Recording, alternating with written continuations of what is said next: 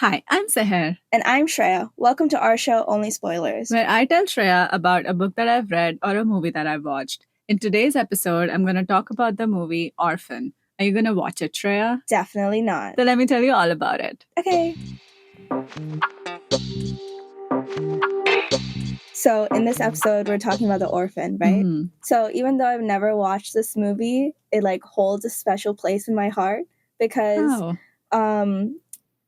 back in the days when you had to go to Blockbuster Video to get a DVD, my parents and I were it was my dad and I were trying to choose which one to pick. Yeah. And I liked The Orphan and I picked it up, but then I read the back of the CD and the whole description, it scared me. And the man who worked at Blockbuster scared me too. And he's like, "Oh, you picked that up? It's so scary." Oh no. And I was like, "Oh my God." And then just seeing the cover of it brings me to tears because of I remember how scary I thought that movie was going to be, even though I've never watched it. Yeah. And then we left with the DVD to Grown Ups too. Oh. And I didn't know it was R-rated. How was I supposed to know? My parents are Indian. They don't know what R-rated is. Yeah. You just watch whatever puts on the TV. Mm-hmm. And it wasn't just me and my family. It was me and another family friend group, and we were watching it, and there were so many inappropriate scenes, and everyone looked at me and they're like, "This is what you picked?" And I was like, "I mean, it's better than The Orphan." It's better than The Orphan. That's what I thought we were gonna watch initially, but you would have been better off watching The Orphan, honestly. Yeah, I was so embarrassed. So I can't watch Grown Ups anymore because it reminds me of that moment where I disappointed my family. And then Orphan, just thinking of it kind of rattles me because I've never watched it, but I'm so scared of it. I should have asked you before I picked this movie then. You did ask. Oh, yeah. And I was like, yes, let's do it. Okay. Because I've always wanted to know what happens, but I was too scared to watch it. Right. Yeah, but I remember the cover so vividly. Anytime I see it on the cover. Yeah, anytime I see it, I'm like, oh, I know what's about to go down. So I'm not, but I don't know. I've never read the plot or anything, so I'm very excited for this. But also for the listeners, I'm sick. If you hear my voice being a little different and nasally and whatever, it's because I'm sick. Yeah. So.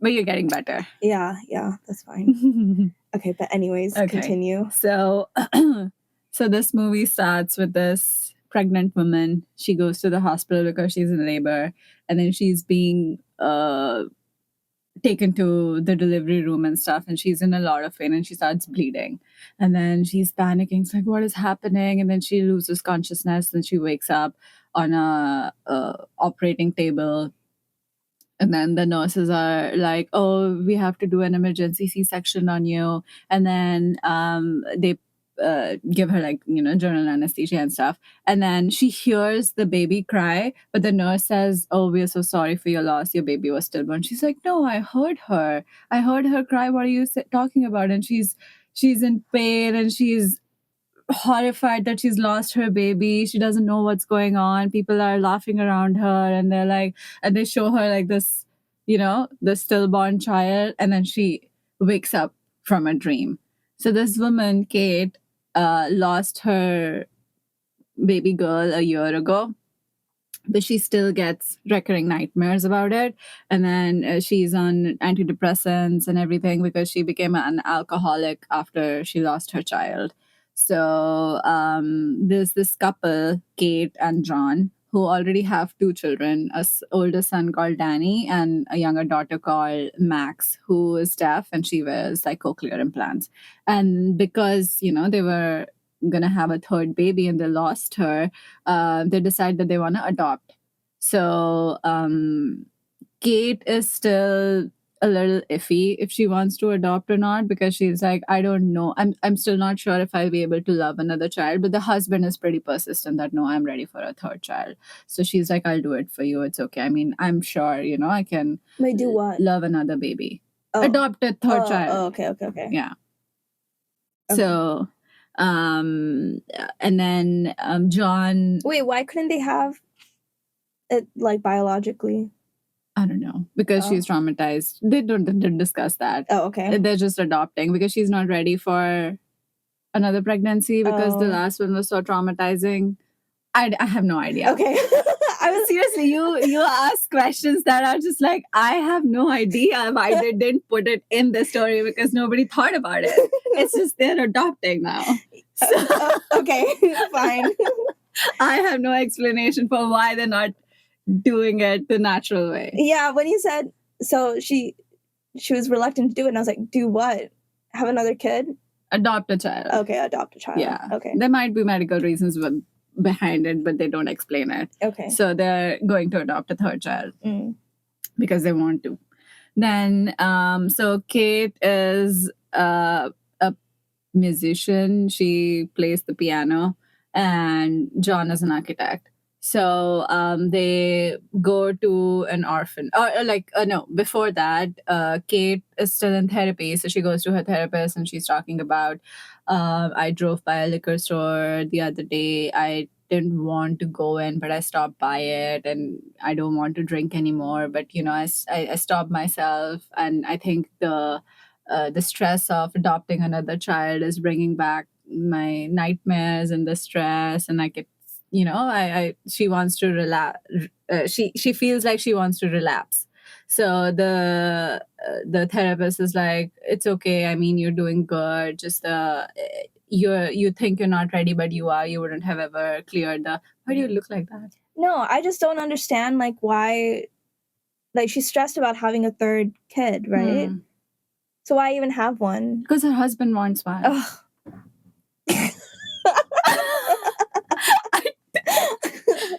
This woman, like, if she's that stressed, she like walks by a liquor store and she's like, oh my God, I think I'm gonna relapse because this third child is stressing me out. Yeah. Shouldn't the husband be like, oh my God, this is too much pressure on you. Let's not have a third kid. Logically, right? Yeah. Okay. Like, this is just, okay, fine, whatever. Yeah, I don't know what to say to that. Okay. So, they go to a all-girls orphanage because they are trying to adopt a baby girl, but they're not adopting like a newborn child. They want to adopt an older kid because they want to give a girl a home in the future, right? So all these, like, Kate looks at all these girls, running around playing and stuff, and then John goes to the restroom, and when he comes out into the hall, he hears this little girl singing.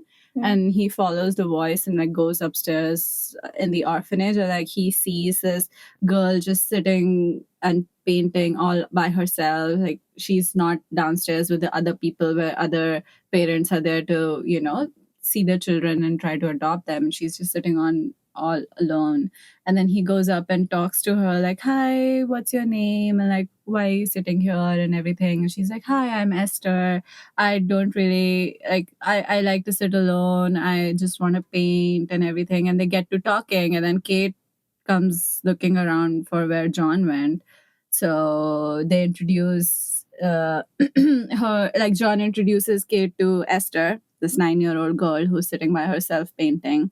And the nun who runs the orphanage, she's like, oh, I mean, she's a really nice girl, and she's really mature for her age. She's bright and brilliant and everything, and they decided they want to adopt Esther. So they talk to the nun. That she's like, okay, we'll get the paperwork ready, but you need to know a few things about her. She lost her last family in a house fire, and they adopted her from Russia. So she knows English and everything. Like her communication is not an issue, but she has a traumatic past because of her last family dying in a house fire. They're like, oh, okay, thank you for letting us know. So 3 weeks later, they bring Esther home, and she's very happy to be adopted, to find a family, to have a loving mom and dad. And then she finds out that Max is deaf, so she only communicates through ASL, the American Sign Language. So she's trying. Max is who? One of the kids? Their daughter. Oh, okay. So Esther is trying to learn how to sign so she can talk to Max. Oh. So they take her home. Max is very happy to, get a new sister. And then their older son Danny, he doesn't want to talk to Esther at all. He's like, why'd you have to bring another child home? Like, we're fine as a family of 4. He's in middle school. He's a little rebellious, so all of that. So she's adjusting well at home. The parents love Esther. I think it's Christmas time, so they're giving each other presents because she loves to paint. So the dad gives her a whole set of like canvases, new paints, and easel and everything, and she's so excited. She's opening the gifts, and the son Danny, he's playing Guitar Hero with his friends, and he wants the dad to pay attention to him. Like, oh, look, dad, I have a high score. Like, I'm beating my friend, and dad gives a 0 fuck. He doesn't even turn around to look at his son's high score. He's just, what is he focused on? On the new child, on Esther and how happy she is. Okay. So, time goes by. She's adjusting. So Esther is the one who got adopted. Yeah. Max is like the daughter who's like deaf. Yeah. And then Danny is their son. Okay. Yeah. So then school starts up after Christmas and everything. And then when Esther comes home, she sees that Kate has a piano because she is a musician, right? She's a piano player. She's like, oh, can you teach me? I would love to learn from you. And she's like, yeah, sure, I'll teach you. And then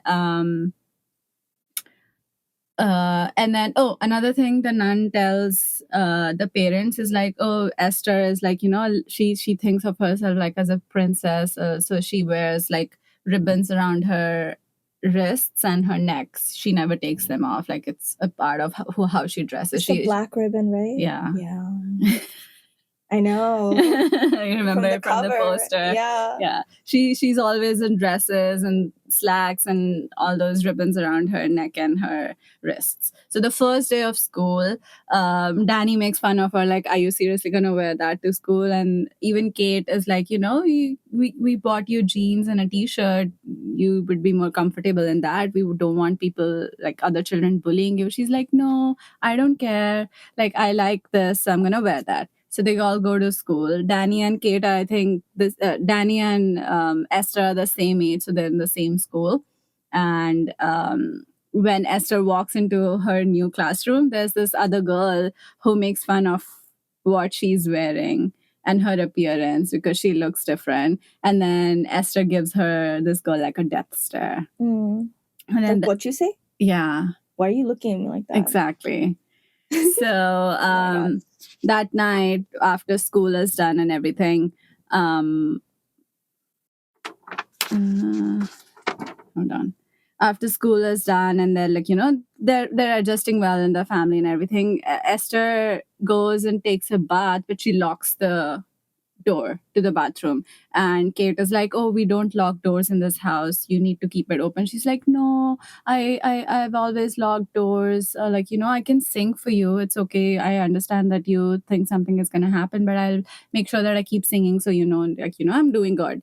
So Kate is like, fine, I'll allow it once, but we don't lock doors in this house. And then Kate is putting away her laundry and she opens a drawer in Esther's room and it gets stuck. So she pulls it out and she finds this really old and battered Bible. And there's like a picture of a man in the Bible, like an older man. And she thinks it's weird, but she doesn't think she doesn't have enough time to investigate it more because she thinks Esther is done in the bathroom. So she keeps it back and leaves the room and everything. Right. Then Esther is learning how to play the piano with Kate, and Kate shows her the garden that she has planted. Like, she has a greenhouse in the house, and there's this rose bush that she's growing to commemorate Jessica, the child that she lost. So she shows Esther that, her ashes are in this plant, and like, as long as the rose bush keeps growing, like, I would feel like Jessica is still with us because we lost her and everything. And Esther cries and she's like, oh, I'm sure Jessica would have been so lucky to have you as a mommy, and I'm so grateful for you and daddy and everything. She calls them mommy and daddy. Yeah. And then wait, so is the way she talks to them like very like she's a good girl and she's like very obedient and everything? Very polite, very sensible. Okay. And she's intelligent, and she's a little older for her age. Okay. So she's adjusting really well in the family. Then what happens? Okay, then one night there's like this huge thunderstorm, and then the parents are getting it on because they're like, oh, we are so happy now and everything. And Esther can't sleep. So she goes to Max's room, wakes her up, and then drags her to the parents' rooms, like, oh, we can't sleep. We got scared because of the thunder. We want to sleep with you guys. So they sleep in the parents' bed, interrupt their personal time, and they sleep in the bed with the parents, right? And then the next day, like Esther keeps having problems at school now because of the girl who's bullying her. So that girl sees the Bible in Esther's hand and snatches it from her. So it falls to the ground, and all the pages, fly off everywhere. And then this girl tries to touch the collar she's wearing, and Esther loses her shirt. She starts screaming bloody murder, and everybody is scared. Like, what the fuck is wrong with this girl? And then Danny is getting bullied, like, you have a freak for a sister. And he's like, she is not my sister. Stop saying that she's my sister. Right? And then Kate gets a phone call about this from their school, and she talks to John about this, like the husband, and he's like, oh, I'm sure, like, she was getting bullied, and it's gonna be fine. Like, we can, like, she's still adjusting. Kate wants Esther to go to therapy so that they can find out more about her, and like he dismisses it. And then they're having sex in the kitchen, and Esther walks in on them. And like they are freaked out. I'm like, bro, you have 3 kids in the house. Like, you have a bedroom. Just go to a room. Yeah. But Esther walks in on them because they think the kids are sleeping. But she comes down to grab a glass of milk or something. And then Kate goes into her room to talk to her. Like, oh, what you saw, this is how grown-ups show their love for each other. And Esther is like, I know what you guys were doing. You were fucking. And she's like, she's shocked. She says the word fuck. Oh. A 9-year-old girl. And Kate is shocked. She doesn't know what to say. She's like, oh, okay. And then she goes and talks to John. And John is just like, because Kate is worried because she's like, she said this in front of me and she had no remorse for it. We don't know what her upbringing is. We don't know what kind of language the old family used with her. I don't want my other 2 kids to, learn all of this from her and how she talks and what she thinks. That's why I want her to go to therapy. So the husband is like, okay, fine, whatever. Like, we'll send her to therapy. But you have to, be a little more adjusting to her. She's in a new environment. The dad is all about Esther. He's like, no, she can do no wrong and all of that, blah, blah, blah, blah, blah. Then a few days later, the kids are in the playground. And also remember this, that it's the end of the year. It's snowing everywhere. So there's snow everywhere, right? It's cold outside. So John has taken all the kids to the playground. And he's Esther and Max are on the swings, and he is busy flirting with a neighbor. There's this neighbor woman who comes up to him. It's like, hey, I haven't seen you in a while. How are you guys doing? And to Kate?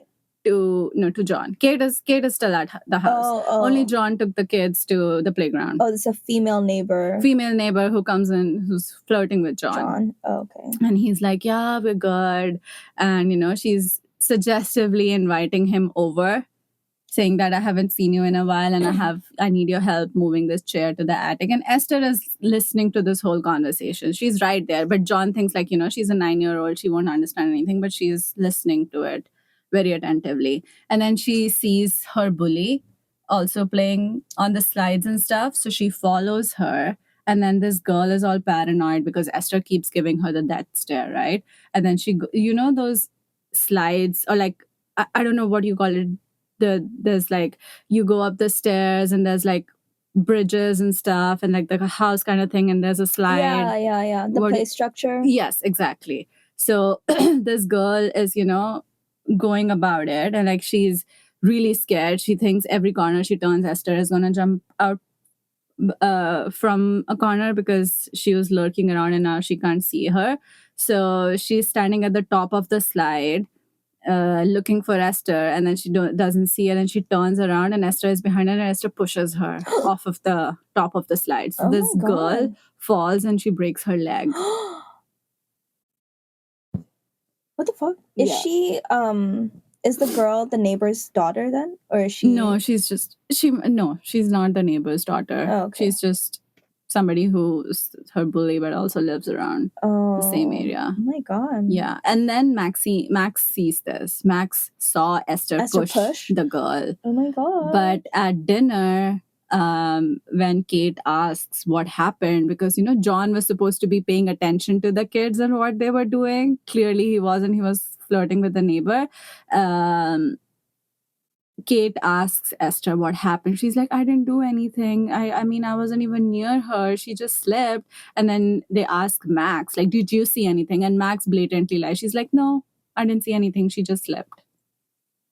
So Esther and Max are becoming really good friends now. Wait, why did Max do that? To save Esther. To save Esther, or is she also scared of Esther? I don't know. She just lies for her. Okay. To save Esther. It's like, oh, maybe, I don't know what I saw. Because Max is pretty young. She's like less than 9 years old. Oh, okay. And then Danny is clearly rebelling against everything that's happening. He has an issue with everything Esther does, how she eats her food, how she talks, how she sits. So he also drops the F-bomb at the table. She's like, what the fuck is your problem? Like, can't you eat normally? And then John is like, what is wrong with you? And then he's like, I'm not even hungry. Danny goes to his room and then Kate gives her this look, right? I told you, like, once Esther started, everybody is going to start. So please do something about it. So John is like, fine, I'll take care of it. So Danny has a treehouse where he plays with his friends in the backyard. So John takes that away from him. He's like, I'm going to lock it and I'll only give it to you back once you apologize. And Danny has no plans of apologizing at all because he's like, I just, this is not okay. So that day, Danny has like a... what do you call it? Color gun? Like, the BB gun you use for a paintball? Oh. So like a water gun, but like a paint gun? Yeah. Okay. Or like a Nerf gun? It is a paintball gun. Okay. Like when you go paintball shooting, you have like, small pellets of paint in it. Yeah. So he's target practicing with that in the backyard. And then a pigeon comes and sits on his target. And then Danny is like, oh, let me see what happens if I shoot the pigeon here. And he actually shoots the pigeon. He kills the pigeon? No, she didn't die, but she's injured and, she falls to the ground. And he's like, oh my God, I'm so sorry. Like, he's really upset that he shot the pigeon. And then Esther and Max comes and sees what's happening. And then Danny is like, I didn't mean to do that. Like, I wasn't thinking. And Esther is like, you should put her out of her misery because if you leave her like this, she's going to starve to death or somebody else is going to kill her. And then Danny's like, I'm not going to do anything. So Esther picks up a rock and kills the pigeon. She literally smashes her head. Like with full force? Full force. No, full force. She hammers the rock on the pigeon's head. And the kids are shocked. They're like, what the actual fuck? Like, Danny, you wimp. I'll do it for you. Boom. Exactly. And then they're both shocked. That's and then crazy. They go home. Like they go about their day. But what was her reaction? Like, obviously blank. Oh, right? deadpan. Like, she's like, this is nothing. Like, this is like survival 101. Oh my God. Kind of stuff. Fine, I'll do it for you. Yeah. So then Esther, Max, and Kate are in a grocery store, and Kate gets a call from the sister at the orphanage, and the sister is like, oh, hi, how's it going? I just wanted to check in. Well, how is Esther adjusting and everything? And she's like, yeah, we have some we've had some problems recently, but so far so good. The nun is like, oh, I wanted to see how you're coming with the Esther's medical records and dental records. I need that for our records as well. And then Kate says, we're getting to it because Esther doesn't want to go to the dentist. Apparently, she's scared of the dentist, and the nun is like, "You have to, because it's required for the official paperwork and stuff." And then the nun asks, like, "What kind of problems are you having?" So Kate tells her about the bully who got pushed, or like who accidentally got pushed apparently by Esther down the slides, and then dropping of the F-bomb and everything. And then she tells her that I'm planning to take her to the therapist and stuff. And all this while, like, Kate walks away a little bit so the kids don't hear her talk, but Esther is eavesdropping. Like, she's listening to the whole conversation happening. Like, she sees that Kate is complaining to the nun about her, right? And then that night, Kate hears somebody playing the piano perfectly, like the whole thing. They know how to play it, and Esther knows how to play the piano. And then Kate is like, "You know how to play?" She's like, yeah. And she's like, "Why'd you lie to me? Why did you say you don't know how to play the piano?" She's like, "Oh, I just wanted you to teach me so you would feel good. I never said I don't know how to play. I just asked you, like, can you teach me?" And Kate is like, "No, that's not okay. Like, you lied to me." And then she complains it to John as well, like, this child is just manipulating me. She's having all these behavioral issues, and she just lied to my face that she doesn't know how to play the piano, but she knows perfectly, like, what the fuck is going on. So, and then John, I don't know what's up with this man. He's just like, "Okay, fine, I'll talk to him, let's take her to the therapist." Right? And then a few days later, the nun shows up to the house. And then when Esther opens the door, she's shocked. She's like, "Oh, she's here." And then the nun wants to talk to Kate and John. And she sends Kate is like, "Go." She sends the rest of the kids upstairs, like, "Go, we need to talk." So the nun is like, "After you called and told me about the incident at school, I called her old orphanage where Esther was before us, where she got adopted from. And they also had a few problems with Esther and the other kids. Like, anytime there's a fight, Esther is there. Anytime something is broken, Esther is there." And her last school reported that Esther got into a fight with a boy who was apparently bullying her, and he fell down with a pair of scissors in his hand and accidentally stabbed himself in the jaw. See, the physics is just not matching up. Exactly. And then the nun says, "I've been trying to get in touch with the Russian orphanage that she's from, but I haven't heard anything back from them." So these are like real concerns that I want to bring up so that you guys are careful, and you can decide whether you want to keep her in your house or send her back to us. Hold on, let me drink a sip of water. Okay. Wait, so about the piano thing though, I thought they knew that she had musical talent, or was that? She knows how to paint. Oh, she knows how to paint. Oh, but they didn't know about the piano. No. Oh, okay. Because she's the one who ran up to the piano. It's like, "Oh, can you teach me?" When somebody says, "Can you teach me?" It's obvious, right, that they don't know anything about it. Yeah. So she blatantly lied about it.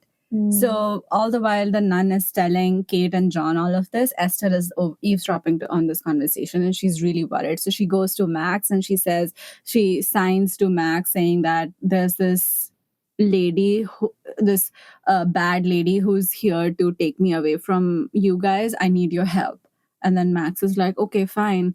So Esther says, "Do you know where the keys to the treehouse are?" And then Max knows where John keeps the keys. So they go down to the basement where his workshop and everything is. Max get the keys to the treehouse. Esther picks up a hammer, and then she somehow knows where the safe is, how to open it. She opens the safe and pulls out the gun that John has in it. Oh my God. Yeah. And then she takes out all the bullets, puts only one bullet in it, and it's a revolver, right? So she puts one bullet in it, puts the gun back in order, and she points the gun at Max. And she's like, "Are you scared?" And Max is just like, "What the fuck am I supposed to do?" She's like, and then she asked, do you want to play like the Russian roulette, right? Where you play with a gun. And then, like the click. Yeah, exactly. Click until whoever gets shot. This 9-year-old is crazy. Exactly. And then Max How's she know how to do this? Yeah. I mean, okay, well, we'll learn about that. Yeah, later. Exactly. She is suspicious. Yeah. Obviously. Yeah. So she's not like a normal 9-year-old who knows what Russian roulette is. I think I only know what that is because of Bridgerton. They play that in Bridgerton where they're like, all right, step forward. That's not Russian roulette. Oh. That's something else. Oh, then there's another TV show where they play Russian roulette. Anyways, I know what it is. What it is. Yeah. So she's like, okay, fine, we'll play some other time. She keeps the gun back and they run out of the house. She keeps it back in the safe, or she takes it with her? She keeps it back in the safe. Oh my god! And then they run out of the house, and they go to the bridge. That's right. Like once you exit their house to get to the main road, there's like a bridge you have to cross, right? So Esther and Max are waiting at the edge of the bridge, and then Esther tells Max that you have to help me pretend that you're injured on the road, and then we'll distract the nun who's gonna drive by, right? So they're both like looking over the edge of the bridge and everything, and then as the car is nearing, Esther pushes Max in front of the car, and then the nun sees, a child on the road, and she swerves, and then her car skids on the snow, and she hits the trees, and then she hits her head. But she's worried that, she hit a child, so she gets out of the car. She runs towards Max, who's actually hurt because she got pushed, right? She scrapes her knees and she's crying and everything. And then Nun is like, Max, what are you doing here? Why are you so far away from the house? And then Esther comes from behind and hits the nun on the head with a hammer. What the fuck? Yeah. And then the nun collapses, like she faints. And then Max is crying. She's like, what is happening? This poor girl can't talk, can't scream, can't run away because she's injured. And Esther is like, quick, help me get her off the road because there's another car coming behind them. So these two little girls drag the nun off of the road into the forest where there's like, it's full of snow and everything. And then the nun starts to get up because, she's like, oh my God. I mean, she didn't die because of that one hit to the head, but Esther takes the hammer and kills her, like literally keeps hitting her on the head with the hammer, and like her whole dress is covered in blood splatter and her face has blood splatter on it. And the nun, she kills the nun. What happened to the nun? Oh, she fell with a hammer in her head. What? Yeah. It was Max seeing all of it? Yeah, Max saw all of it. Oh. And then they both run back to the treehouse. Esther changes her clothes and hides the bloody clothes and the hammer in the treehouse. And Max is, she's watching everything. And then Esther is like, are you going to tell anyone that I did this? Because if you do, you're next. Yeah.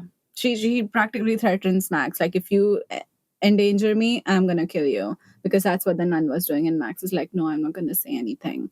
And then they hide the evidence in the treehouse, and then they go back. But Danny is like roaming around the treehouse, and he sees them both come down, and he hides behind a rock to see what they're doing. And Esther doesn't see him. He thinks that she did, but she didn't. So he's like, he's like, it's suspicious. Like, what were these two doing?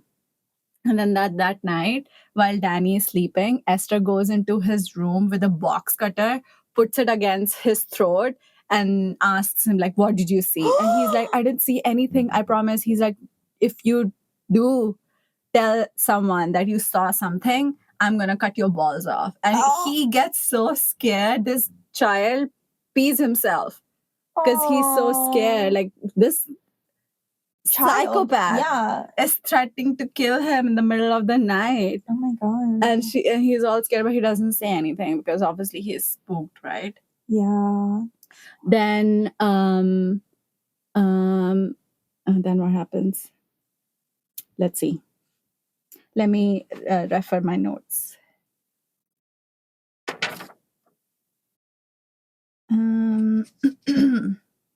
Okay. Now Esther is taken to the therapist, the same therapist that Kate has, right? Because they want her evaluated. So first, Esther talks to the therapist on her own, and then she sits out in the waiting room, and then the therapist talks to Kate and John. So the therapist is like, Esther is an exceptionally bright and calm and sensible child. She has so much potential, so much love for you guys, but she has issues with Kate because she thinks Kate is being mean to her, and she's not being accommodating. And John 100% agrees with her. Like, she's like, yeah, I think, Kate, you're not being completely welcome to this girl, and you have to give her a chance. I understand she's not your own child, but she's been nothing but good to us, and blah blah blah. Because Esther has been, manipulating these two. Yeah. She's been acting weird with Kate, but really good with John. And what she say to the therapist? God knows what she Esther said. goes to the therapist. Yeah, right? yeah, but we don't see that conversation happening. We only see the interpretation of Esther, or like the therapist's evaluation of Esther. And while the therapist is telling John and Kate how shy and quiet and intelligent Esther is, we see a scene of Esther in the bathroom stall completely losing her shit. Like, she's screaming and thrashing and, like, losing her mind, thinking that what if somebody saw me, and like, what if the therapist actually saw who I am, the crazy me, and tells these parents and they send me back. Oh my God. But the therapist gets fooled by her sweet talk and like all her charm and everything, and she's just against Kate, like, you need help, you need to be more accepting of this child who has had a traumatic past and everything. And John is like, yeah, I completely agree, you have to give her a chance and everything. And then that's because a few days before all of this happened, like the nun died and all of that, Esther had a dentist appointment, and John goes to wake her up, like, let's go, we need to go to the dentist. She's like, no, I don't want to go, please. And like, he's like, okay, fine, like, today you're allowed to play hooky. He doesn't let her go to school or anything like that. And then or this happens after the nun dies, after the nun is killed. Esther doesn't want to go to the therapist, and he lets her stay home with him, and Kate takes both the kids to school. And she asks Max and Danny, like, are you guys okay? Has Esther done anything to you, said anything to you? Has she tried to harm you? And they both say no. They don't tell Kate anything because they're shit scared of this psychopath, right? They don't know what she's gonna do. They don't know if she's gonna kill their parents or not if they say something to her. So they both say no. Kate doesn't believe them, but she's still like, okay, fine. And at home, Esther and John are spending the day together. He's working on his architecture drawings, she's painting, and he's like, I'm so happy I found a daddy like you. I've always wanted a daddy like you, and I love you so much. And he's like, you mean a mom as well, right? And she's like, no, I don't think mommy likes me very much, and she's a little mean to me. And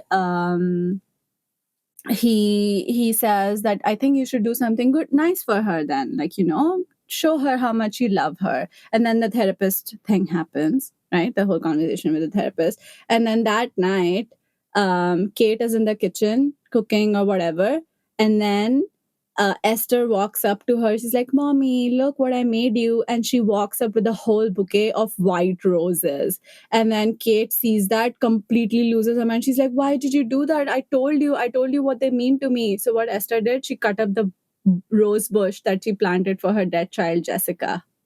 And she made a bouquet out of all the roses that were on the bush.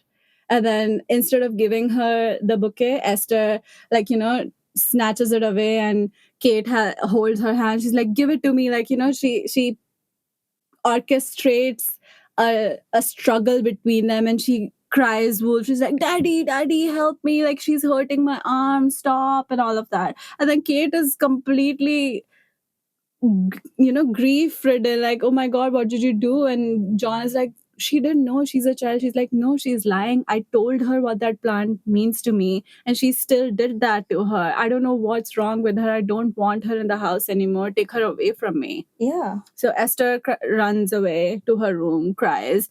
Kate is crying. She's again mourning, like losing her child for the second time, because she nourished this whole plant and everything because her dead daughter's ashes are in it and all of that. And then that night, Esther goes downstairs to the basement where her dad's like all the bench work and all of that, all the tools are there. And she puts her hand between like a bench press and she breaks her forearm. What the fuck? Esther breaks her own arm. Because, to be like, Mommy broke my arm. Exactly. Mommy broke my arm because I tried to give her roses. Yeah. And I tried to do something nice to show her how much I love her. Yeah. And she broke my arm because Mommy's a mean bitch. Mm-hmm. What the fuck? Yeah. I thought John was gonna like run in and see the struggle. He didn't. No, he didn't. He just runs in because he hears Esther cry for him. Jesus. And then Esther is in bed. She's crying. It's like, Daddy, my arm hurts. And he sees the bone like literally jutting out of her arm. And she's like, my arm hurts. He's like, oh shit, they take her to the hospital. It's broken. And Kate, in that time, she leaves the house because, she's like, I can't be here. Yeah. She comes home and she sees that Esther is tucked in her bed. Like, John is like, she wants to sleep here tonight, so you go sleep downstairs. He literally kicks her own wife out of her bed because he's like, you broke her arm. And she's like, it's impossible. I didn't even hold her that hard. He's like, whatever it is, just, you take your own space, take your time. And then Kate is like, what the fuck? You're my husband. You're supposed to be on my side. She goes to a liquor store, buys 2 bottles of wine, comes home, fills a glass. She's crying. She's devastated. And she's staring at this glass of wine, but she doesn't drink it. She pours the whole thing down the drain and stores the other bottle under the sink. Right? And then the next day, John calls the therapist home and okay. The next day, now Esther is in a cast and everything. Kate is driving all the kids to school. Danny leaves the car and his bag is somehow ripped open from the bottom, so all his books fall out. So Kate runs out of the car to help him, like, oh my God, what happened? Like, we just bought you this bag. Like, pick up your books. They're going to get wet in the snow. And then Esther gets out of the car. Max is still in the car because she goes to a different special school because she's deaf. So Max is still in the car. Esther gets out of the car, opens the driver's door, and pulls the handbrake or releases the handbrake, and the car with Max still in it starts rolling down the hill because like it's on the hill and it's snowy. And then Max screams, somebody sees the car roll down. Kate starts running behind the car, and like some other parent, a man, he tries to, open the door, get in it and push the brake, but he stumbles and falls, and the car just keeps rolling down the hill across the busy road that it intersects with, but nothing hits the car. The car just, stops on a snow hill. And then, I mean, nothing happened to Max, but it was a close call. Oh my God. Max is crying. Kate is losing her fucking mind. Like, what happened? How did this happen? I know I pulled the handbrake. There's no way I got out of the car and, the handbrake wasn't on. They had this scare. And then that night, John calls the therapist at home. And then he's like, I know about the incident that happened in the morning. And Kate is like, I swear to you, I put the handbrake on. I don't know what happened. I asked Max, did Esther do something? Like, she was there. And Max said no. And then John pulls out the other bottle of wine from under the table. And he's like, the girls found this today in the morning under the sink. And then she's like, did the girls find it or Esther found it? And then they're all, so the therapist and John, it's like an intervention for Kate. They're like, I think you're drinking again. I think the kids aren't safe with you. John says, you either go to rehab or I'm leaving you and taking the kids. You could probably do like an alcohol pee test and stuff, right? No, once it's digested, you can't. Only for drugs you can do that kind of stuff. Yeah, because alcohol doesn't stay in your system for more than 4 hours. That's infuriating. Yeah. Because she could if there was a way, she could easily have been like, let me pee in a cup. And I'll show you that I was completely sober. Yeah. I didn't do anything. Yeah. And then Max, of course she's going to say no. But like.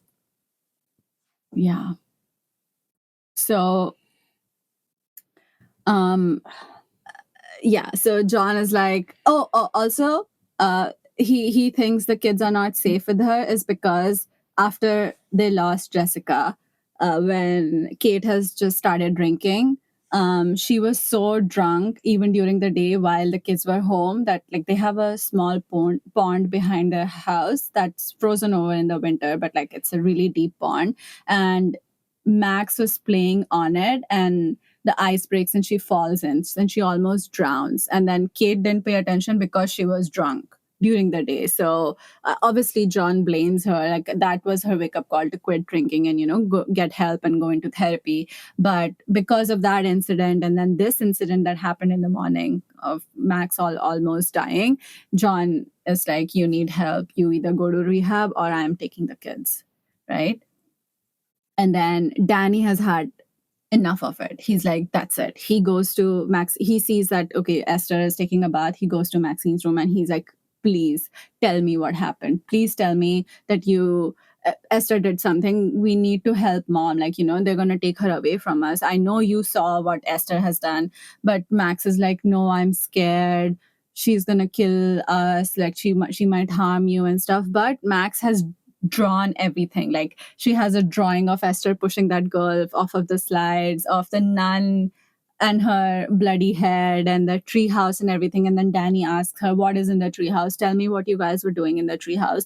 And then Maxine tells her that, the bad things are hidden in the tree house. And Esther overhears this. No, this bitch, her ears are everywhere in this house. Yeah, she overhears this, right? So the next day, in the morning, it's like a weekend, so Kate is home, John is out somewhere, but John's mother is also at home. She wants to be there, so because they don't trust Kate with the kids anymore, so she's like a second set of eyes to see what the kids are doing. So and then Kate is calling up. Oh, one important thing I forgot. So then after the nun dies, right, the next day, Kate gets a call from the orphanage from another nun asking, like, did she ever come to meet you guys? Because she hasn't come back. And then they're like, yeah, she was here, but she left. So the police comes and everything, and they find her body in the forest, her head bashed in and everything. And everybody gets asked, like, did you know or anything? Like, how did this happen? And they're like, no, we have no idea. So they're like, okay, fine, we'll look somewhere else for a killer, right? But nothing comes of it. But they find the nun's dead body immediately the next day. So Kate calls back the orphanage and gets the name of the orphanage from Russia where Esther comes. So this nun gives her that number, and Kate is trying to call and find out everything she can about Esther because she doesn't trust her, right? She's had enough of it. She wants to prove everybody that Esther is the problem, not her. Yeah. And while she's on the phone and everything is happening, Danny breaks the lock for the treehouse to go find what is hidden in the treehouse so that he can, point it out and see that, Esther is the one who's doing all these things. She needs to get away from us. So he goes to the treehouse. He opens the floorboards where Esther had hidden all the bloody clothes and the hammer. He doesn't find anything, but he turns around. Esther is standing there with everything. And she has like lighter fluid and a lighter in her hand. She sets all those evidence on fire, and then she squirts a little lighter fluid on everything, and she sets the whole tree house on fire. Oh and my god. Traps Danny in there and runs away. In the tree. He's in the tree house, right? And while it's on fire, and he's screaming and crying, like, help. He tries to escape like through a window, climbs on the roof, but like, the whole thing is burning down and falling around him, and then he falls from the roof of the treehouse, and like he hits his head and loses consciousness. And Kate sees the fire and she runs out of the house. She tells her mother-in-law, call 911, and she's running. Thank God she was running towards Danny, because Esther was standing over his head with a rock, ready to bash his head in, because she knows that he knows everything and he was going to rat her out. But then Kate runs out at a perfect time, and Esther isn't able to do anything. So he's taken to the hospital. And did she just flee when she saw Kate run? Yeah. Okay. She fled the scene because Kate would be suspicious of her. Yeah. And then Danny is taken to the hospital. He has a really big head injury because he falls, like I think, injures his neck. So he has to stay in the ICU and everything. And while all of this is happening, Kate goes back to Esther's room and finds the Bible. She opens it, and there's like a bunch of pictures of older men in there. Not just one. There's like 5 or 6, just, folder or like half pictures of like men in their 30s and 40s, like, dad age men's God, one's gonna be pictures. John. No, John's picture isn't there. Oh, thank but like God. it's all the people she doesn't know. And then she sees, like, on the last page of the Bible, a stamp that says Sarne Institute. So she writes out that name, Googles it, and it's like a institution in Russia. So she calls it, and no, the woman who picks up the phone doesn't speak English. She's like, hold on, let me get somebody who speaks English. And this is all happening while the struggle between Danny and Esther is happening in the treehouse, right? So somebody finally comes to the phone, and Kate is asking all these questions like, I need information about this child that was adopted from your orphanage. And he's like, no, I think you've got the wrong number. It's not possible that anybody was adopted from us. And she's like, why? And he's like, because we're not an orphanage, we're a mental institute. And she's like, what? And then she sees the fire, so she hangs up the phone, runs and saves Danny, and they're in the hospital and everything. And then Esther is shit scared. She's like, Danny is gonna wake up and he's gonna babble and rat me out. So while John and Kate are talking to the doctors, Esther and Max are sitting with the grandmother. So Esther is like, oh, can I have $1 to get a drink from the vending machine? And then the grandmother is like, no, you should ask your parents first. Like, I'm not comfortable giving you money to just get snacks and stuff. Then she gives her the puppy dog eyes, and she's like, fine, here, take $1, go get yourself a soda.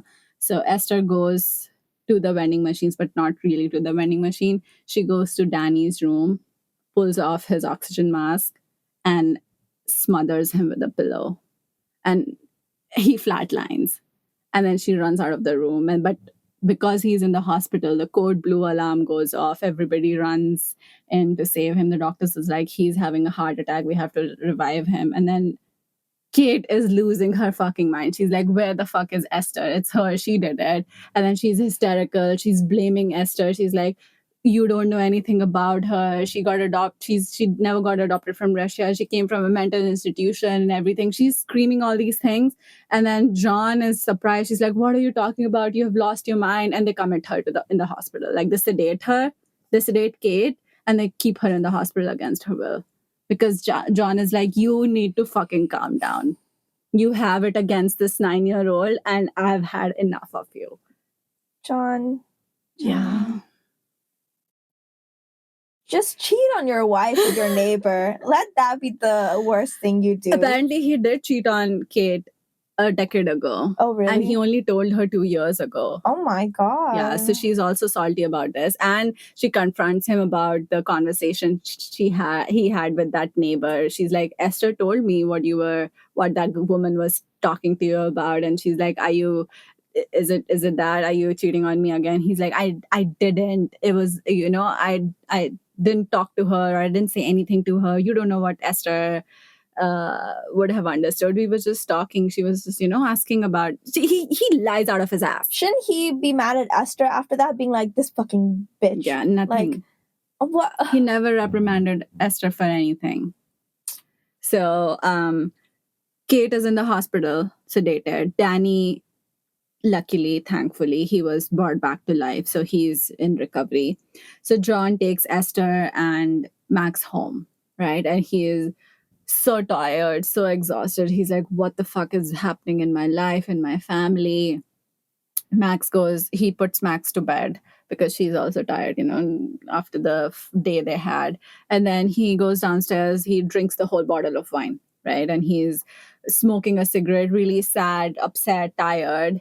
Esther goes into Kate's closet, brings out a black dress or like a gown, cuts it to her length, and then puts on makeup, like really big eyeliner and red lipstick and, like, a black choker and the arm ribbons and whatever, the wrist ribbons and everything. And she wears the sexy dress, makes John a charcuterie board. And she's like, oh, how are you doing, daddy? And like, I'm so sorry. And she tries to seduce him.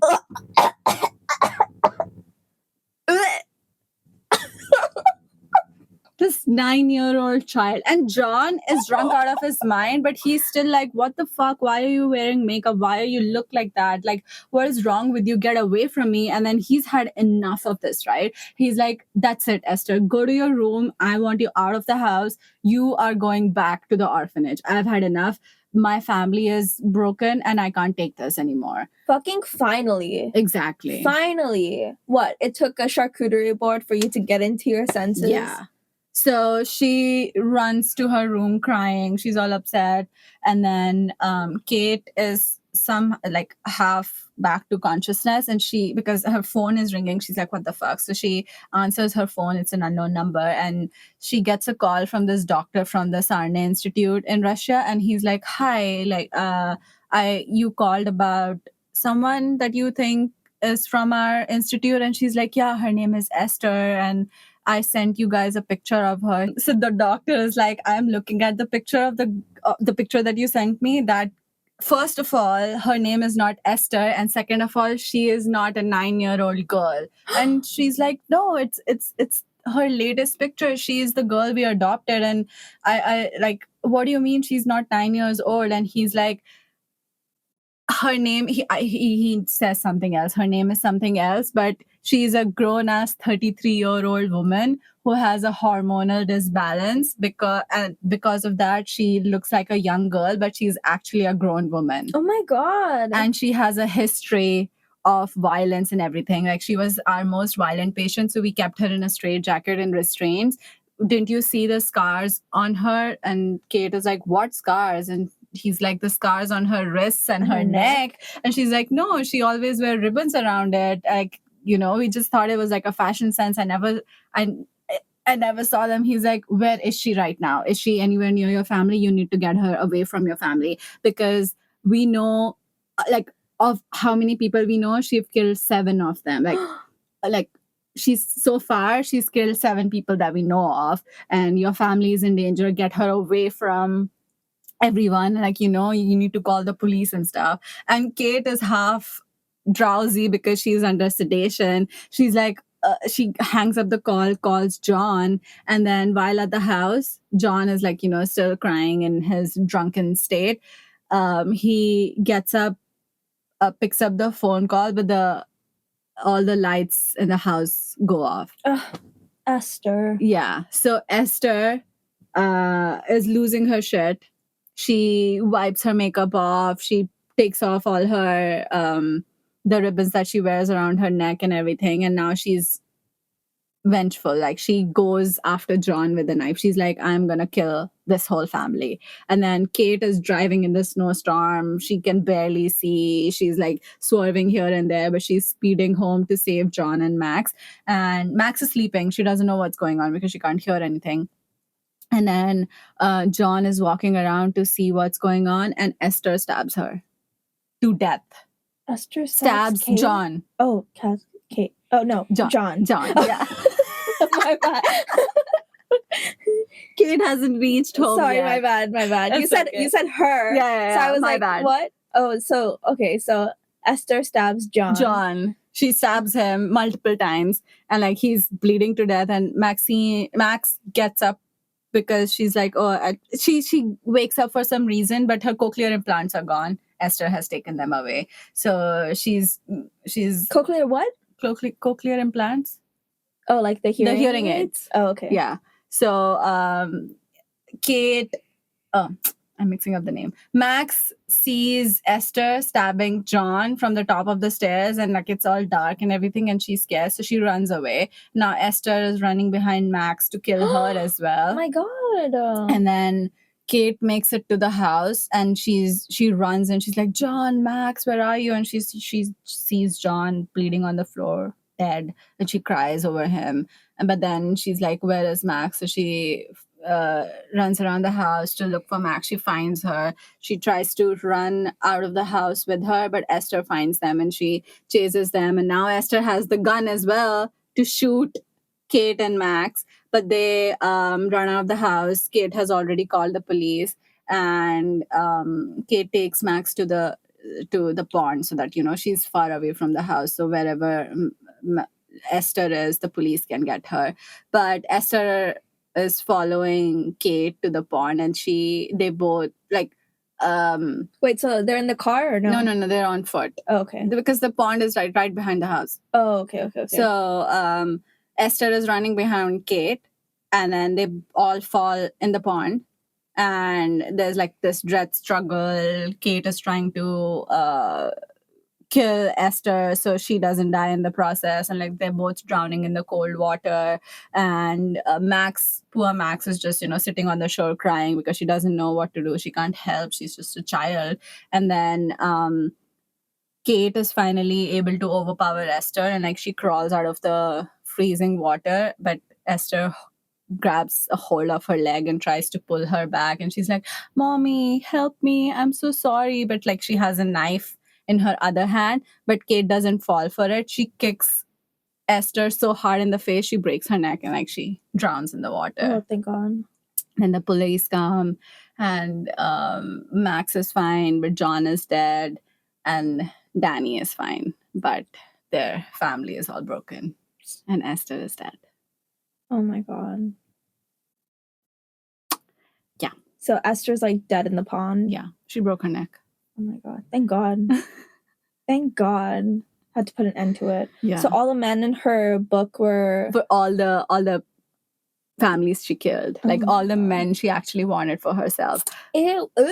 Because she's an older woman, right? She looks like a child, but she's actually a woman. And the last family, the family that died in a firehouse, the house fire, the nun, when she comes to the house, she also tells John and Kate that the house fire, the police all said that it was actually arson, and they never found who set the house on fire. So obviously it was Esther, right? Yeah. So Esther is... Also, another thing.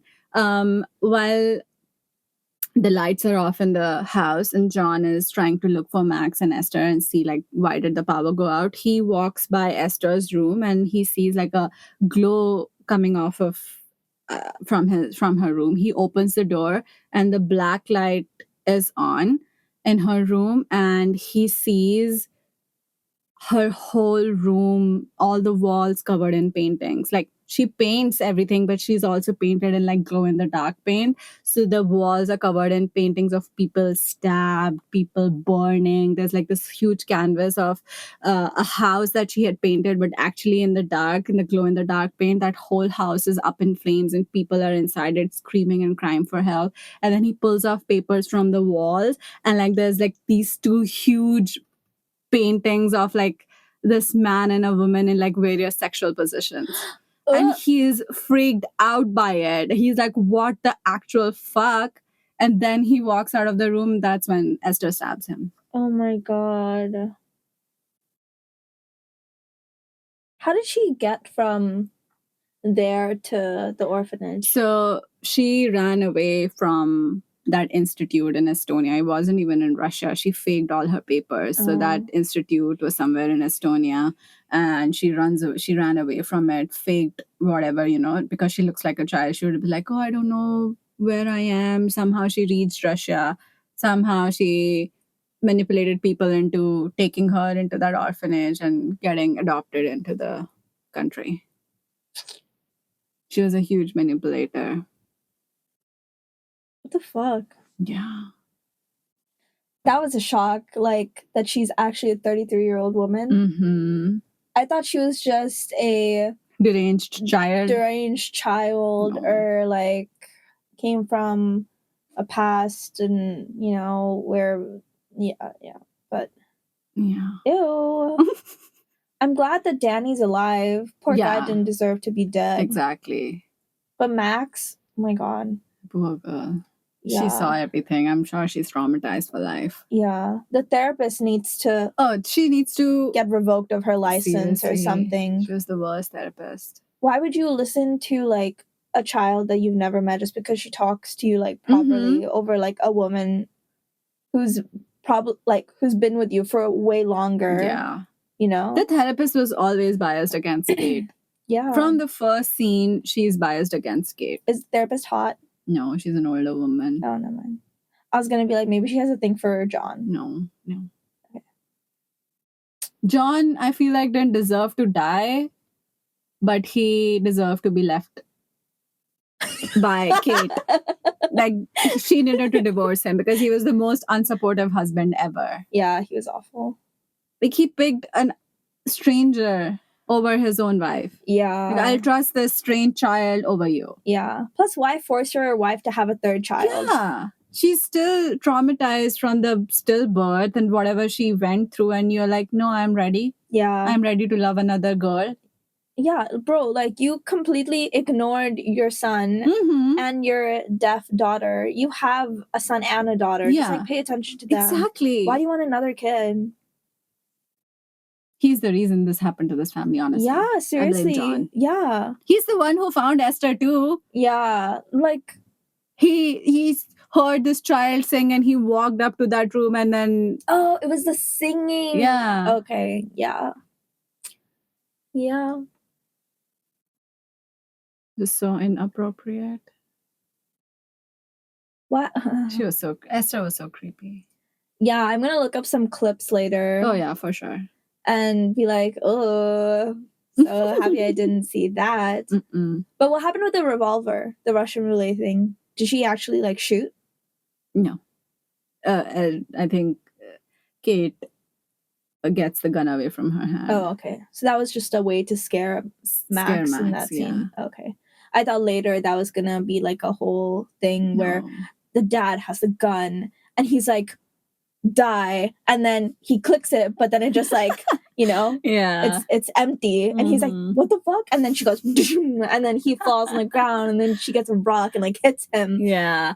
See, the dad's death scene was so anticlimactic because there was no struggle there. He just got surprised by Esther and he got stabbed in the back and then stabbed in the chest multiple times and he just died. Yeah. So like he didn't even put up a good fight. Nothing. He just died.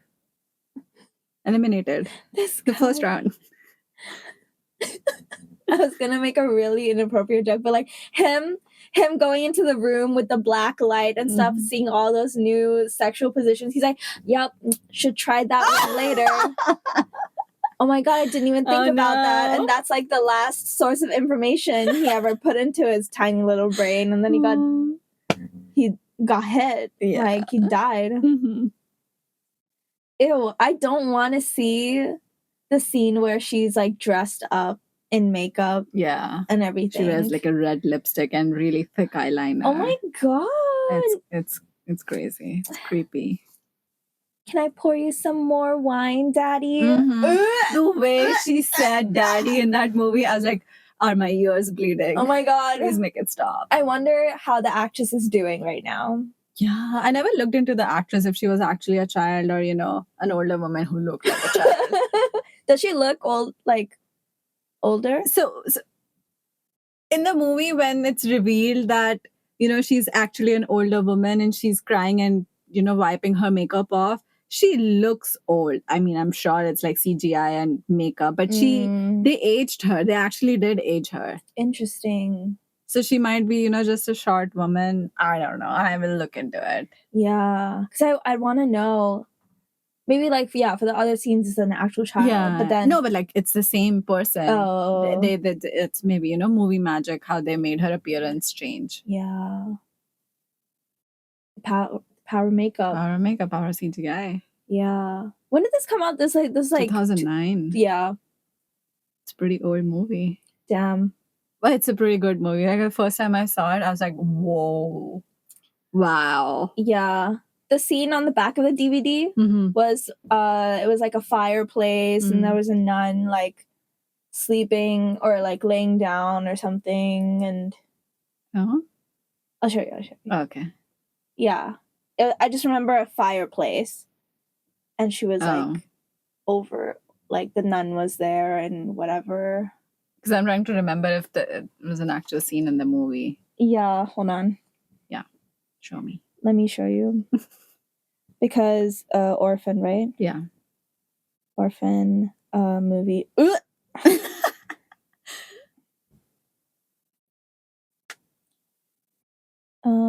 Back of DVD. Where is it? Back of DVD. No, it's a different. It's not. Okay, maybe you remember from something else. No, it was that one. Oh, maybe if I like watch the movie, I will be like, oh, it was this scene. Oh, okay. But yeah, it's not from this. But yeah. Yeah, I'm glad I didn't watch it. But I'm surprised that it's not like something paranormal. That's what I thought it was going to be, but she's just a psycho killer. Oh, yeah. Which is kind of nice. I'm not kind of nice, but it's like a good surprise. It's a relief, you know? Like there's some sort of mystery and thriller to it. Yeah. I just thought she was just gonna be like a menace, just out here killing or something. And I mean, she is, but you know, I thought it was gonna be like a different kind of story. I'm happy. I actually would want to like watch it, as in skip through the scary parts and just see the scenes. You know, even though it doesn't sound like a horror movie, you know, it's like a thriller. But the music they have used in the scenes, it is like a horror movie. Like the loud music, or like, you know, the scenes, the way they've shot it. It looks like a horror movie. I just don't want to see the panning. You know? Like it has all the panning and stuff. I hate a slow pan. I absolutely loathe it. I hate slow pans, and I hate like quick transitions. Yeah. And I hate the string suspension of like violence, just and it like dismisses. And you know, I hate it, which is why I could never watch it. Yeah. I wonder if someone listening to this right now got scared by your music, by the music I make. Yeah. Oh my god, no. But I actually want let's watch it. Kind of. Actually, no. I'm just gonna go through YouTube, like look at the trailer, and be like, "Oh, okay, that's okay, that's good." But I'm actually not gonna watch it. No. This is enough for me, because I think I just saw the picture of her wearing makeup and stuff, and I'm like, no thanks. Yeah, she looks pretty creepy. She does. She looks really creepy. And frankly enough, just knowing that he was forcing his wife to have like a third child when she didn't want to would have already immediately pissed me off. And I'd be like, I don't want to watch it. Yeah, I don't want to watch it. That's literally the first 5 minutes of the movie. Yeah, I would have stopped. That's why I asked you, and I was like, well, why? Yeah. And you're like, I don't know. And I was like, fuck this movie. I don't want to watch it. I don't even want to know. This guy already makes me mad. Yeah. I don't want him to have a redemption arc or anything. He pisses me off. I hope he dies. Yeah, that was them establishing how problematic their relationship is and how unsupportive he is of his wife. He's putting his needs over hers. Exactly. What a bitch. I'm glad he's dead. But but poor Danny. I think Danny was my favorite guy because he always knew something was up. Yeah. He was like, ever since we got this orphan in our family, shit's been stirring up and it hasn't been right. Like, I can sniff it out, but you guys, for some reason, are just like not paying attention. I'm glad he's alive. Yeah. But overall, it's a good movie that I didn't watch. Okay, let's end it? Yeah. If this episode piqued your interest and you want more details, then watch the movie. See you in the next episode.